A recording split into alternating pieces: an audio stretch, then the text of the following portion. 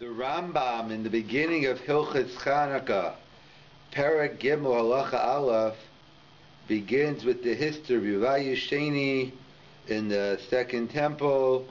The Greeks issued different decrees, and they refused to let the Jews keep the Torah mitzvahs. They entered the sanctuary and they were matameh. And eventually the Chashmonim came around and they took over, and the kingship was restored for 200 years. So, as we discussed before, the question is, Rambam and Mishnah Torah is a halachic sefer.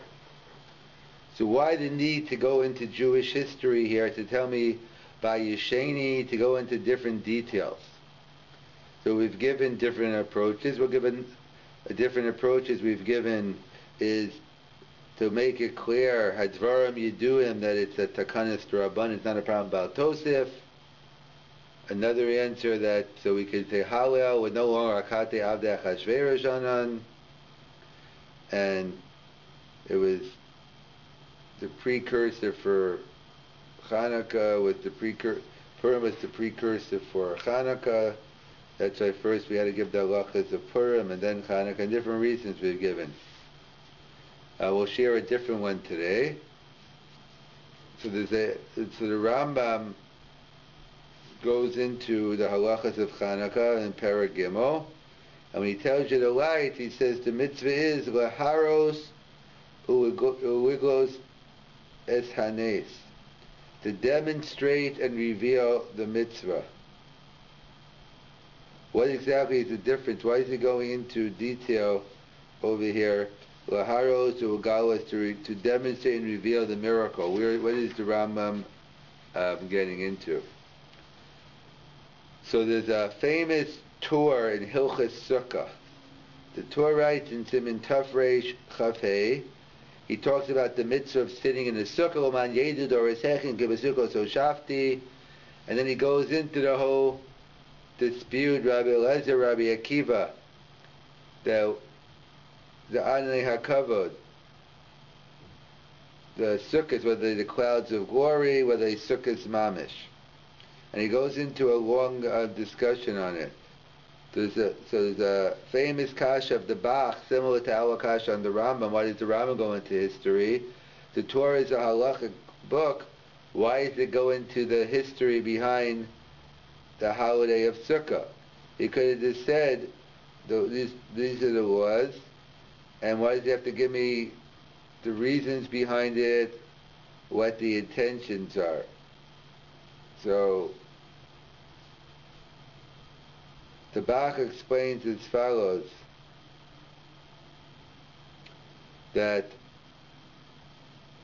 there's a concept in the Gemara, a machlokas Rav Shimon, Rabbi Yehuda, whether darshina and time at the kra or not.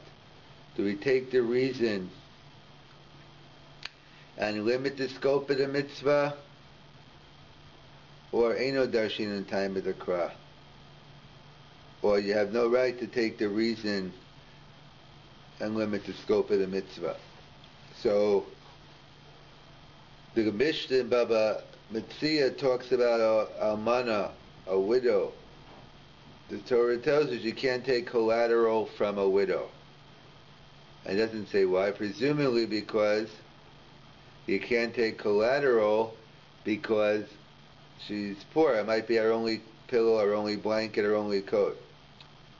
So there's an interesting discussion between Rav Shimon and Rabbi Yehuda. How far do you take it? What about if she's a wealthy widow? She has an independently wealthy, a nice life insurance policy, be it what it may, she's wealthy, I'm allowed to take collateral.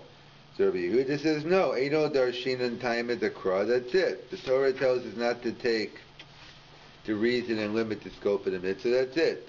And Rav Shimon says, darshina and time at the kra, you can take the reason and either limit or expand the scope of the mitzvah. So that's the machlokas Rabbi Yehuda, Rav Shimon. In general, we passing a Rabbi Yehuda, eino darshinan taima the kra. However, the question is, Rabbi Yehuda seems to say differently. Elsewhere, the Gemara in Sanhedrin, the second parak, when it talks about the laws of the Kohen Gadol, the Melech, so it talks about how many wives, it limits the amount of wives a king could have. And Rabbi Yehuda's opinion is, doesn't make a difference. You can have as many wives as you want, because the Torah is only limiting wives because they might take you away from God. But if you're going to marry from wives, you're going to marry women that are going to keep you in the path of the Torah, so then it's a go. So they explain, when does Rabbi Yehuda say Eino Darshin on time of the Kra? If the reason's not built into the mitzvah. If the reason's built into the mitzvah, so then Rabbi Yehuda agrees Darshin on time of the Kra. By the widow it's not built in, but by the widow it's not built in, but by the king's wives it is built in. And that's what we find as well. There's a famous question in terms of the 613th mitzvah, Ksiva Sefer Torah, writing a Sefer Torah. So there's a discussion, why don't we fulfill that mitzvah today? Well, the simple pshat is because it's too expensive, we can't afford it. And there are other reasons given. But Mefarshim explain, we do fulfill the mitzvah, but we just fulfill the mitzvah differently. We don't fulfill the mitzvah through writing a Sefer Torah, but we fulfill the mitzvah by writing svarim, by taking notes in shir, etc. Taryag mitzvahs are eternal. So what do you mean the mitzvahs change? That's not Orthodox Judaism. The answer is it is. Because the principles don't change, the reality does change. So what's the purpose of writing a Sefer Torah? Is to learn from it. Back in the day they used to take out the Sefer Torah and learn from it, because there was no svarim, no printing press. But today with the printing press, so the Sefer Torah is just a Sefer Shalkava we take out a couple of days a week. But if the whole purpose of writing a Sefer Torah is to facilitate Torah, so obviously there are a lot better ways of facilitating Torah. That's a discussion whether the mitzvah of writing still stays intact as an addition or instead of. But either way, we find this yisod, if the reason is built in to the pasuk, so then you could either limit or expand the scope. Like they talk about kfura, you have to bury by Yom Mahu, you have to bury on that day. However, al tkavod ameis, if kids are far away and they have to come in, you could wait. How could you wait? Because it's built into the Kra. They explain that the whole reason is al tkavod ameis. If kavod ameis means you don't want to denigrate the body by leaving it out, but if you do the funeral without people there, it's not a kavod. So either way, we find this yisod throughout, that normally Eino Darshina in time at the Kra. We're only Darshina in time at the Kra when the reason is built into the pasuk. So that's how the Bach explains here the Torah. Since the Torah itself gives the mitzvah, L'man yedid oreseichem ki b'sukkos hoshavti et b'nei Yisrael, this is normally the halachic requirement is mitzvah sfiches kavana, just aware that you're doing a mitzvah. But in addition to general mitzvah sfiches kavana, over here you have darshinan, you have the Torah itself gives the reason for the mitzvah, and that's what the Torah has to go into. You have to know what kavana they have, whether it's the sukkos mamish or whether it is the anei hakavod. So we could say similar here. Others bring down, I think I saw this in Rav Sender, I think it's Sefer, he's out of Chicago, I think he brings down as follows, that the similar concept that we know by Chanuka is Persumi Nisa. There are many mitzvahs that are Zeichel Yitzias Mitzrayim we do, it reminds us of things, but there are certain mitzvahs that are in essence Persumi Nisa, as the Gemara tells us. near Chanuka, Kriyas HaMegillah, and Daled Kosas. That's why the Gemara says, Nashim Chayavos. Women are obligated in these mitzvahs because Afein Hayu Ba'osa Anes, because they were involved in the miracle of Chanukah, Purim, and Passover, and Pesach. What about the many other mitzvahs we do? Zeichel Yitzias Mitzrayim. As the Rav explains, the Chasam Sofer explains, those are only a zeichel. There's a big difference when the essence of the mitzvah is Persumei Nisa, while the other one is it's just an aspect of, not the essence of the mitzvah. The mitzvah of tefillin, tzitzis, the essence is the mitzvah, and you also have a zecher. But by Chanukah, Purim, and Dawud Kosher, you can't separate it. That's the Rambam Shita. That once it is Man HaGemara, after you finish Tichla Regel Min HaShuk, so then it was too late. You can't light candles anymore, because since if there's no Persumei Nisa, so you can't even do the Ma'isa Haruaka. And that's how Rosh Shlomo Kluger even takes it a step further. He says, normally, we know the Gemara tells us in Psachim, we make a bracha over l'asiyatzu. We make the bracha, then we do the mitzvah. With some exceptions to the rule, Geiris, someone's converting, so clearly you make the bracha afterwards, because you make the bracha afterwards because you can't make the bracha while you're not Jewish.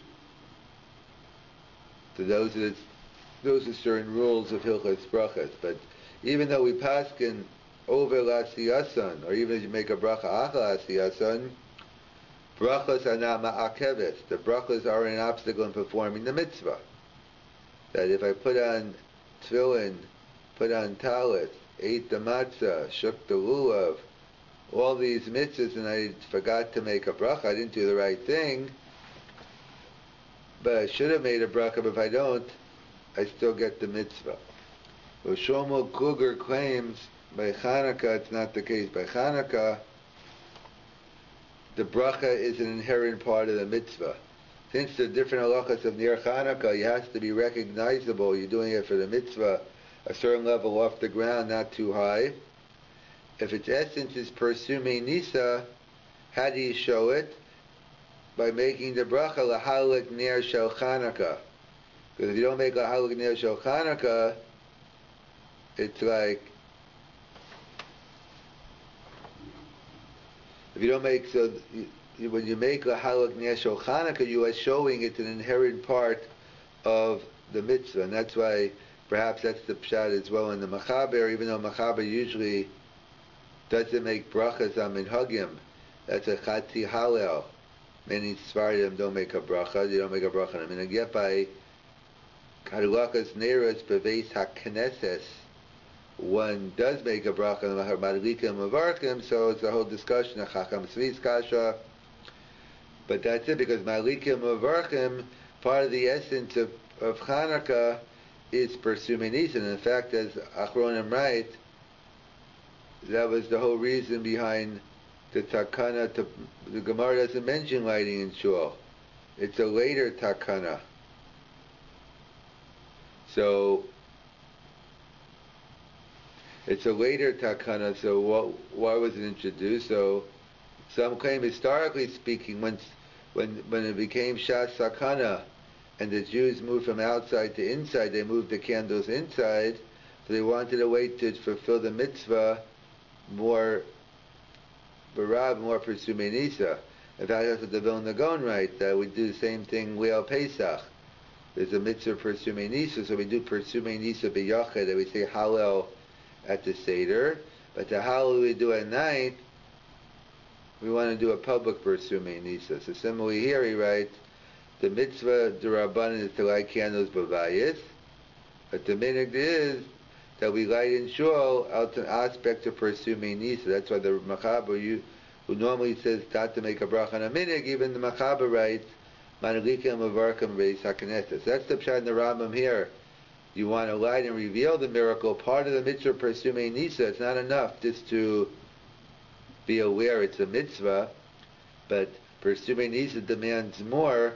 So you have to understand the reason behind the mitzvah, you have to know the history, and that's why the RAMBAM delves into the history.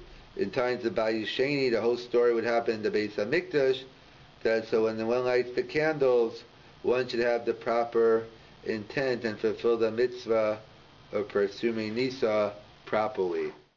The Rambam writes in Hilchos Chanuka, Perek Dalet Halacha Hey, Ein madlikin neiros Chanuka kodem shetishka hachama. One is not permitted to light Chanuka candles before sunset. Ela im shkiyasa, but at sunset you can. Lo ma'achrin, below magdimin. You should do it at sunset. Don't do it before, and don't do it after. Where does the Rambam get this from? So the Gemara tells us in Shabbos on Avchav Aleph Amabeis, Mitzvah mishet tishka chama asher tichla regel bin hashuk.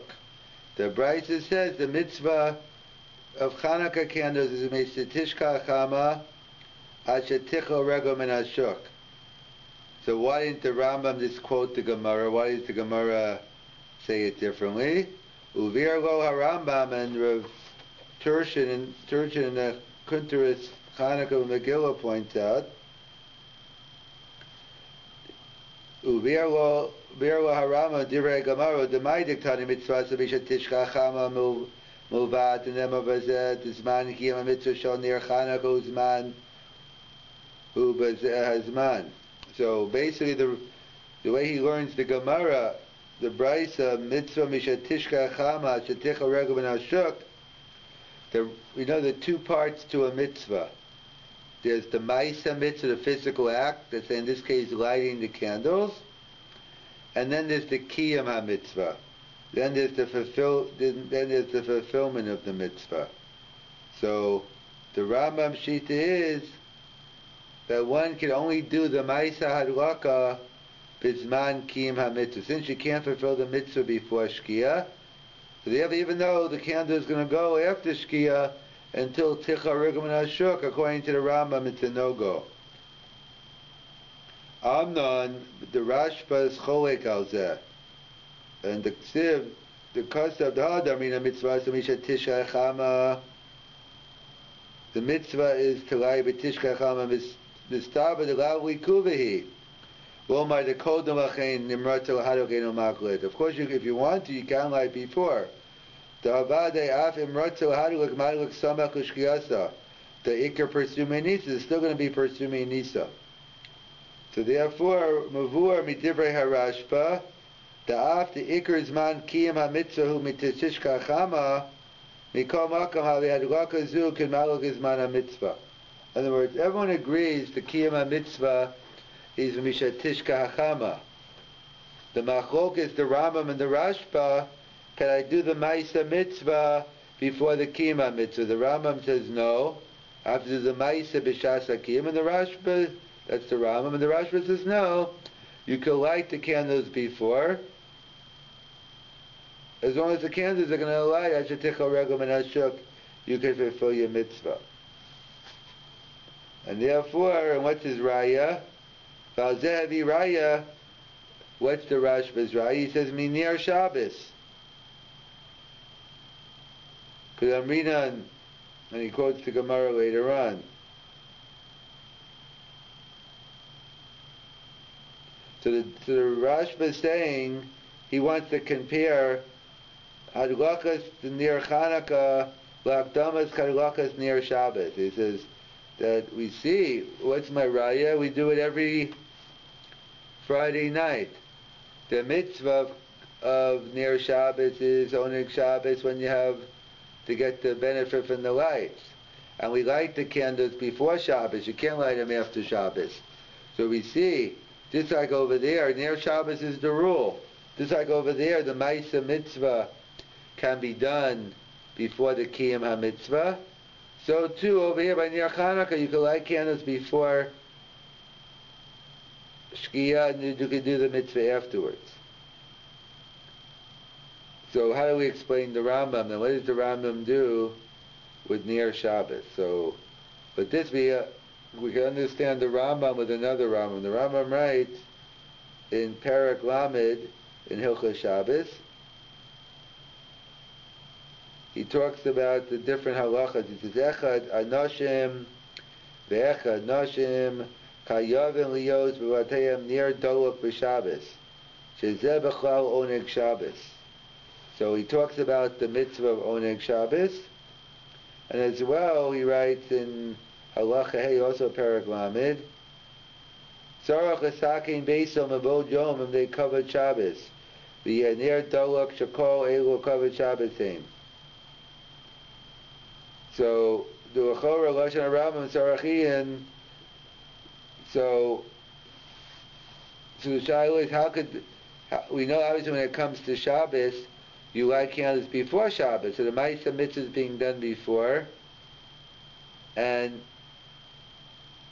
the Kiyun is being done after. So why not the same thing by Ner Chanukah? And also the kasha is, what do we do, a raya for the Rashba, what do we do for Ner Chanukah? On Ner Chanukah, we light before Shkia, and yet the mitzvah counts for later. So if it works Friday night, it works all year round. Like the Magen Avram's raya, how do we know? There's a whole discussion regarding the mitzvah of Kiddush. Is Kiddush b'dvarim daraisa, Kiddush al hayayin daraisa, or drinking the Kiddush al hayayin daraisa? We paskin, like the Rambam, that Kiddush b'dvarim, Kiddush with words, is biblical. And one is only a din d'Rabbanan. And what's his raya? His raya is, what about when Yom Kippur Shachol b'Shabbos? What do we do for Kiddush? When we daven Baruch Atah Hashem HaKadosh HaShabbos, when we daven in the Shemona Esrei, that's how we fulfill our mitzvah of Kiddush. So Shabbos Yom Kippur teaches us the rule. So too here the Rashba says. Shabbos Chanukah teaches us the rule. So just like it worked that I light near Chanukah before Shkia Friday night, and as long as the candle goes long enough, it's a go. So too all week long. So that's the two kashas on the Rambam. What about near Shabbos? We see near Shabbos also. I light the candle before Shabbos and the mitzvahs later. So we see clearly the Rashba writes, we separate. You could do the Maisa Hadlaka earlier, even though the Kiyam HaMitzvah happens later on. And so what would the Rambam do with these two kashas? So one, he points out, the Rambam writes in Perek Lamed, he tells us the halacha of Kavod Shabbos and Oneg Shabbos. Oneg Shabbos is enjoying the food and other things on Shabbos itself. Kavod is the preparation, the things you do before. So the Rambam has a chiddush. So the Rashba says, we're lighting candles for Oneg Shabbos, so that we see the Ma'aseh mitzvah could be done earlier. The Rambam Shita is, near Shabbos plays a dual role. It's a mitzvah in Kavod Shabbos, as well as a mitzvah in Oneg Shabbos. And therefore, when one lights candles on Friday night, when they light near Shabbos, it's not a kasha on the Rambam, it's a proof to the Rambam. The Rambam holds, you are doing the Ma'aseh mitzvah and Kiyam mitzvah, you're getting a fulfillment of the mitzvah of Kavod Shabbos. The Rashba only says Hadlakas Neres is for Oneg Shabbos, so he brings, that's a raya for him. You can do the Ma'aseh mitzvah even though the Kiyam mitzvah is happening later. That's how the Rambam would answer up near Shabbos. The shaila is, how would the Rambam answer up? How could you light near Chanukah early? So of course one could answer, well, maybe, well, it's the Yafshar. That's the exception. And like the Gemara tells us in Psachim, we know we make the brachas over l'asiyasam. We first do the bracha, then we make the mitzvah. We first say the bracha, then we do the mitzvah. So the Gemara says an exception to this is ger. When a ger converts, to make the bracha afterwards. Why? Because it's the Yefshar, they're not Jewish before, so they can't make the bracha before. But however, the rule is still over l'asiyasin. So the Rambam is saying it's the Yefshar here. So of course, what choice do you have? Really, you should be lighting at Shkia. You can, so what could you do? But it doesn't change the fundamental halacha. Or perhaps we could suggest something else in the Shitas Rambam. There's halacha, the Gemara, the Machogas in the Gemara talks about the principle of kavsa zakikla, kavsa ein zakikla. The Machogas in the Gemara, if you light the candles and they go out before the Zman, do you have to relight them? So, if you lit the candles, let's say before Shkia, according to the Rashba, and they went out before Shkia, so of course you have to relight them. The mitzvah didn't even start yet. What about if you already, they went out in between Tishka Chama Shaticha Regel Min Hashuk. So, we paskin Hadlaka Osa Mitzvah, we paskin the lighting is the mitzvah, and the halacha is, as long as you have enough oil, or the candle's long enough, when you light the candle, when you lit the oil, if it had enough, it had potential to go for the appropriate time, kechatzi shah, so therefore,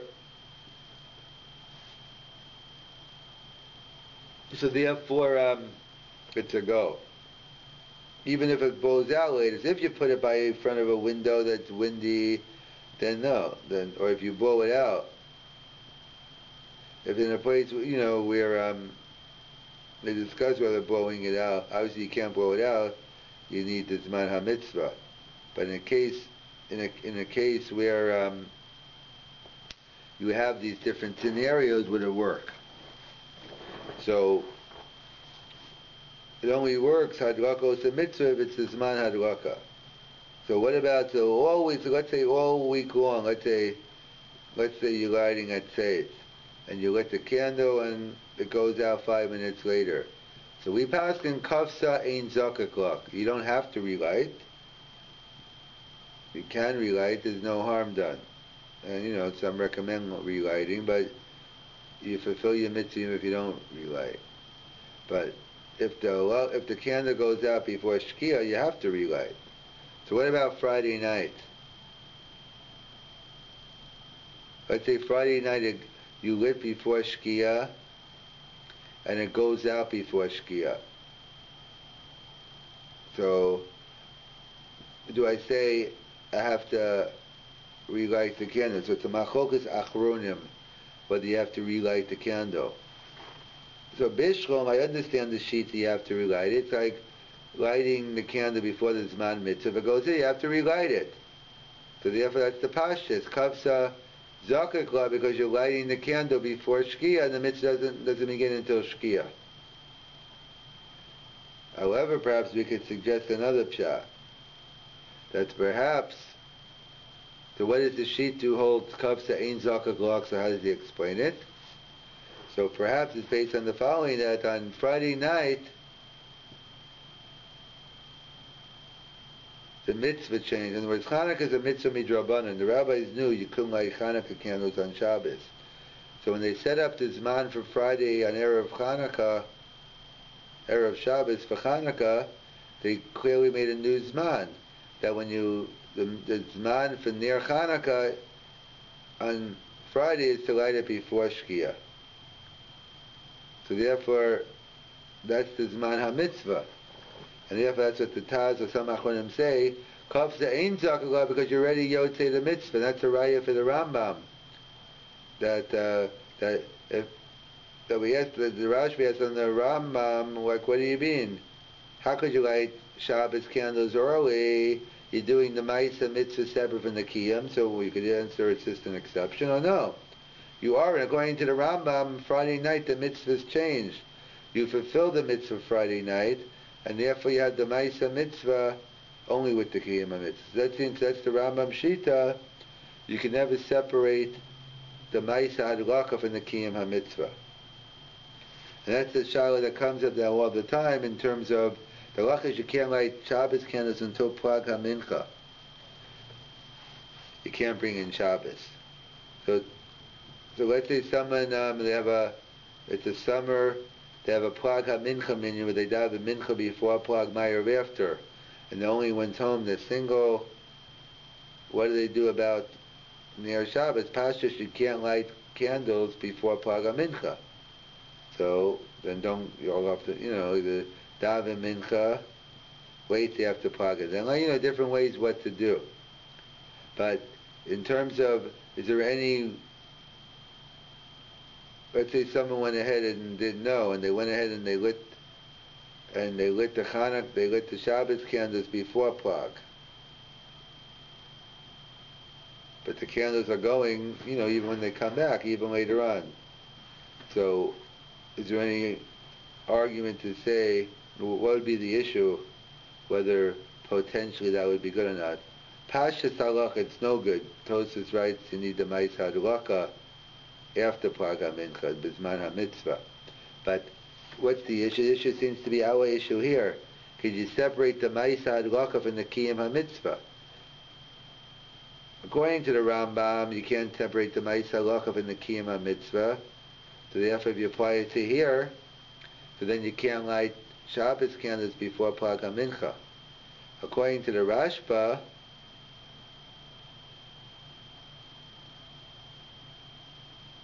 you can, because the mitzvah is not going to. According to the Rambam, the mitzvah is not near Chanuka, but near Shabbos is happening right away. But according to the Rashba, we see that you could separate the ma'is and kiyum if that's the case. So in theory, then one can make a case that they could light Shabbos candles with a bracha, then even though it's before Plag, it doesn't seem to be l'maisa.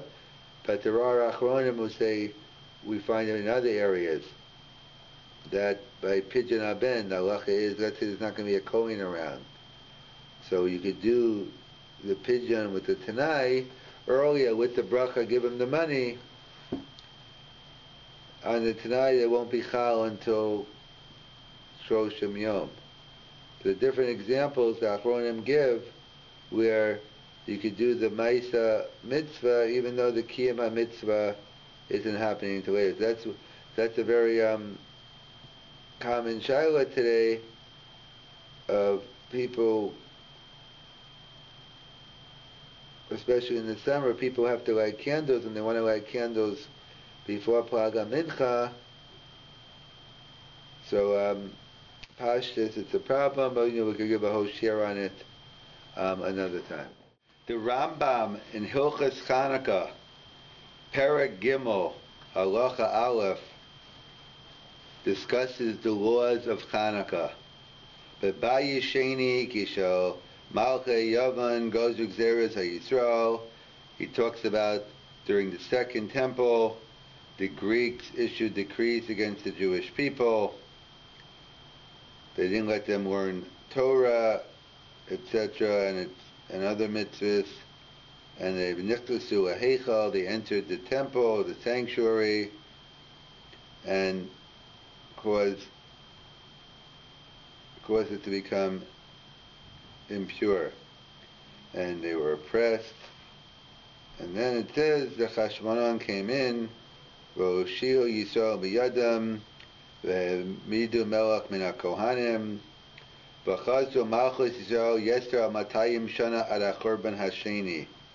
They appointed a king from the Chashmonim, from the priest, and Jewish rulers returned to Israel for more than 200 years, until Churban Bayesheni.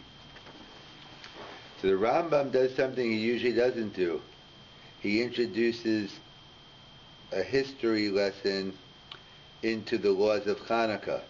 As the Rambam tells us in his Hakdama to Mishnah Torah, he says the purpose, Klolo Shel Davar, the purpose of the Sefer is that Lo Ya'adam Sarach Chibur Acher Ba'olam B'din Medina Yisrael. You won't need any other book. I'm writing a book of the oral law. I'm summarizing it in my book. And therefore he concludes, and he's going to call it Mishnah Torah. Adam Koreh B'Torah Shebeksav Tchila. First you learn the 5 books of Moses, the 24 books of Tanakh. Ba'achaka Koreh B'Zeh. Then you read my book. V'yodin Torah Shabbat Pe'akua. You'll know the whole oral law. Ve'eno tzarach l'kros sefer echad acher b'neihem. And you won't have to buy another sefer. The Rambam writes in his introduction that all you need is 2 books. I guess most people don't follow this, as many people have a lot more Svarim.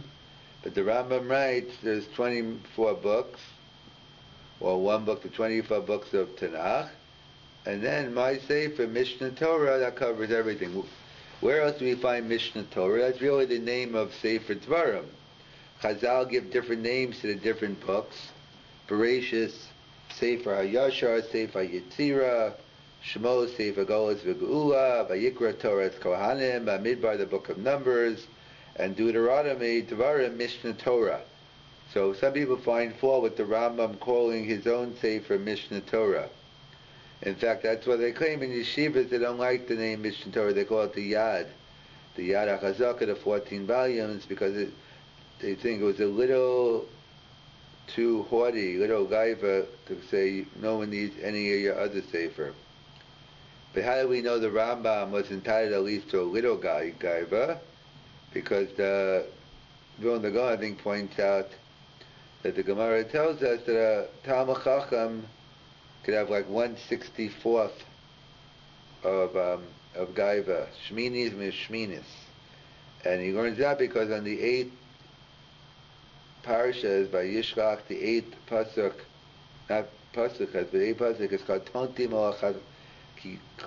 mikol Chasidim. Yaakov says, I don't deserve everything I got, but a little bit I do deserve. So we see Tzaddik, a Talmud Chacham, can have a little bit of gaiva. Obviously they felt it was a little too much, and therefore they don't like calling it Mishnah Torah. But either way, it's clear the Rambam tells us his intent. The Rambam's intent is to teach us Torah Shabbat Peh. That you want to learn Torah Shabbat Peh, learn my Sefer. And therefore the question is, so why is the Rambam going into a history lesson in Hilchas Chanukah? It's a halachic Sefer, and the Rambam does not usually go into this detail. So why is it that why is it relevant to me, these details? So to answer this question, we have to ask another kasha. Chanukah and Purim are very similar. They're post-biblical. And you always ask yourself the question, when two things are similar, if two things are polar opposites, you're not going to ask what the differences are. You might ask what the common ground is. But when two holidays are similar, what do you look for? So you look for differences and try to figure out why is there a difference between Chanukah and Purim. So one of the differences is as follows: that on Chanukah, one has a chiyuv v'hodos l'halal. We have an obligation to say Hallel all 8 days of Chanukah. But on Purim, the Gemara tells us in Megillah and Av Yudalad Amud Aleph, we do not recite Hallel on Purim. And the question is, why not? Why no Hallel on Purim? So the Gemara gives 3 answers why there is no Hallel on Purim. So answer number 1 is, the Gemara says, She'ein omrim Hallel al neisha b'chutz la'aretz. Hallel is only appropriate on a miracle that happens in the land of Israel. You don't say Hallel on a miracle that happens in chutz la'aretz. The Gemara is asked, what are you talking about? Last I checked, Yitzias Mitzrayim, the exodus from Egypt, happened in Egypt, not in Israel, yet we say Hallel. The Gemara says the old grandfather clause. You're right. Before Yeshua entered Eretz Yisrael, you're right. So then we can say Hallel on the days that happened in Chutz La'aretz. But once Yeshua came in, conquered the land, the 7 years they conquered, 7 years that they established at Kivsha V'Chizk, the Chazaka and the Kibush. So after that, a nace has to happen in Eretz Yisrael for it to warrant a Hallel. That's one opinion. The second opinion is Rav Nachman Amar Kriyasa Zu Halela. We do say Hallel on Purim. It's a different type of Hallel. It's called Megillas Esther. And the Megillas Esther we read, that publicizes the miracle, so we don't need the Hallel. And the third answer the Gemara gives is Rabbi Amar The only time you could say Hallel, you have to be in the status of Avdei Hashem, below Avdei Paro. You have to be servants of God and not servants of Paro. So therefore, by Purim, it was Akate Avdei Achashverosh Anon, even though we were free from the decree of Haman, and we weren't going to be destroyed, we weren't going to be killed, nevertheless, we were still under the domain of Achashverosh, and the only time you could say a Hallel, when you have full control, you have to be Avdei Hashem. So perhaps there are those who suggest that that's the pshat here. Why is the Rabbah focusing on in the Mishnah Torah and V'chazjo Malchus Yisrael Yesar Matayim Shana Arachur Ben Haseni? Why is the Rabbah focusing on that for 200 years the Jews controlled Eretz Yisrael and the Jewish controlled government? The Rambam calls it a Yeshua. So it could be that's the contrast between Purim and Chanukah. We don't say Purim and Chanukah because Akati Avdei Achashverosh Anon. However, on Chanukah it's no longer Akati Avdei Greeks. We became free and we took over the Malchus, and therefore we're permitted to say Hallel. So that's why the Rambam is teaching me. The Rambam is teaching me the halacha. Why on Chanukah do we say Hallel and Purim not? Because now we are, as well as it happened in Eretz Yisrael, but now that we are completely free, we could say Hallel. So you can definitely say the Pshat. However, it's a little difficult to say the Pshat in the Rambam, because the Rambam, when he discusses the halacha in Hilchot Purim, in Halacha Vav, when he's explaining why you don't say Hallel on Purim, he gives the reason, the second reason of the Gemara. The reason why we don't say Hallel on Purim is Kriyasa Zu Halela. The reading in the Megillah, that is considered the Hallel. And he doesn't say the reason of Akati Avdei. So therefore, how do we reconcile? When it comes to Hilchot Chanukah, if we say this pshat, he seems to say we are no longer Akate Avdei Greeks, and therefore we could say Hallel. Yet he doesn't bring up that issue regarding Purim. He says Kriyas Zu Halela. So perhaps we can make a distinction between the Hallel we don't say on Purim, or the Hallel we do say on Purim, versus the Hallel we say on Chanukah. In other words, there's a famous Meiri. The Meiri writes that according to the opinion that Kriyasa Zu Halela, so what does it come out? So let's say there's a fundamental difference between answers 1 and 3 and answer number 2. In other words, why don't we say Hallel on Purim? So answer number 1 is we don't say Hallel on Purim because it didn't happen in Israel, so it's not worthy to say Hallel. Answer number 3, we're still under the dominion of Achashverosh, so it didn't warrant a Hallel. Answer number 2 is it is a day of saying Hallel, but since we're reading the Megillah, there's no need for Hallel. So the Meiri raises the question, what happens if you live in a town where you don't have a Megillah?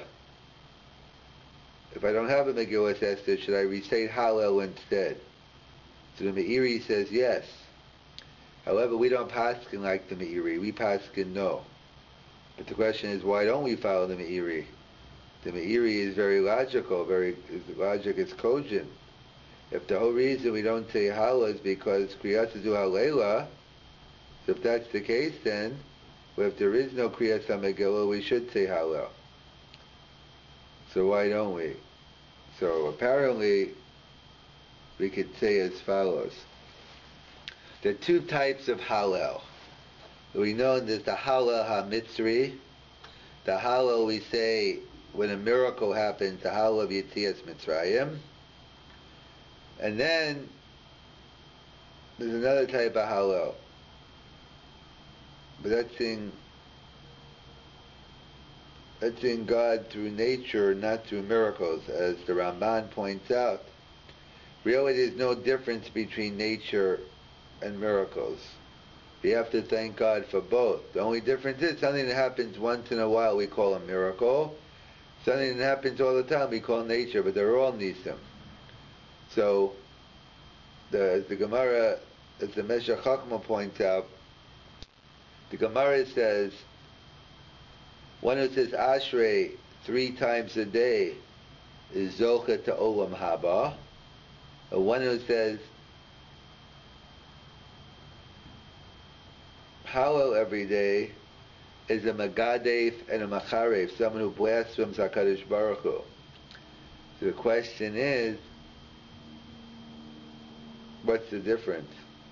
They're both from Sefer Tehillim, they're both from the book of Tehillim, so why is it when I read from this part of Tehillim, I'm the greatest, I'm Zochet Olam Haba. When I read from this part of Tehillim, I'm a Megadef and I'm a Macharef.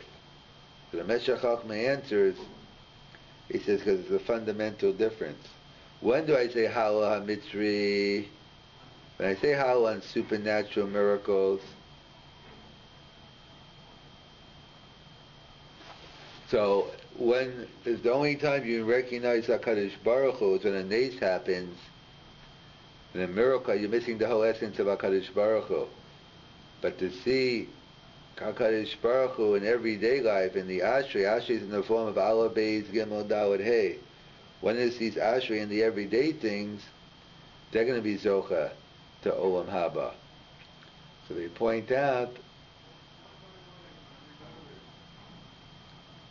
so the Hallel we say on Chanuka is one Hallel with the Neis Pach Shem and a supernatural miracle.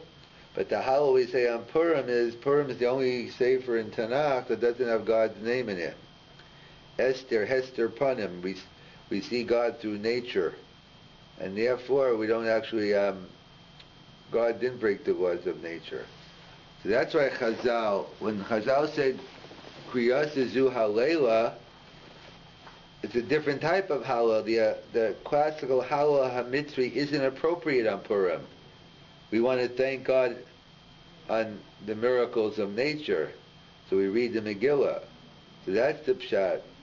So even though we don't have, the question is, if you don't have a Megillah, could you say Hallel? The answer is no. You can't say Hallel HaMitzri on Purim because that's a Hallel on Nisim. This is a Hallel of Teva.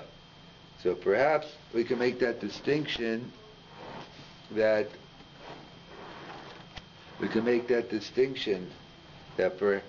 Rambam, when he talks about the reason in Hilchos Chanukah, so we're talking about the classical Hallel, so then that's a key part of it. Akate Avdei Chashverosh is no good. You can only say Hallel when you have full domain. That's why the Rambam focuses on the Chashmonim taking over.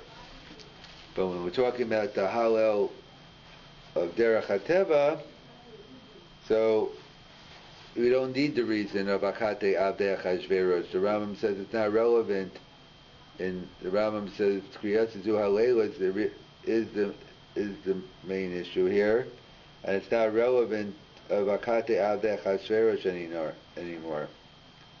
It's only, and therefore they don't necessarily, he's not cholek on it. In other words, the fact that Rambam and Kriyas and Megillah brings down Kriyas Zu Halela, that's because it's a different type of Hallel, but he doesn't necessarily reject the concept of Akate Avdei Achashverosh, and therefore that's how someone suggests maybe that's the reason why the Rambam, even though he usually doesn't give historical background, when he in Mishnah Torah, he's not just giving history for the sake of history. He's not a history book. He's giving history in terms of halacha. He's explaining how do we justify the reciting of Hallel on Chanukah. So therefore he explains, because since we took over the Malchus for 200 years, therefore it's no longer Akate Avdei Greeks, it's Akate Avdei Hashem, and hence it's appropriate to celebrate Chanukah with Hallel v'Hodah.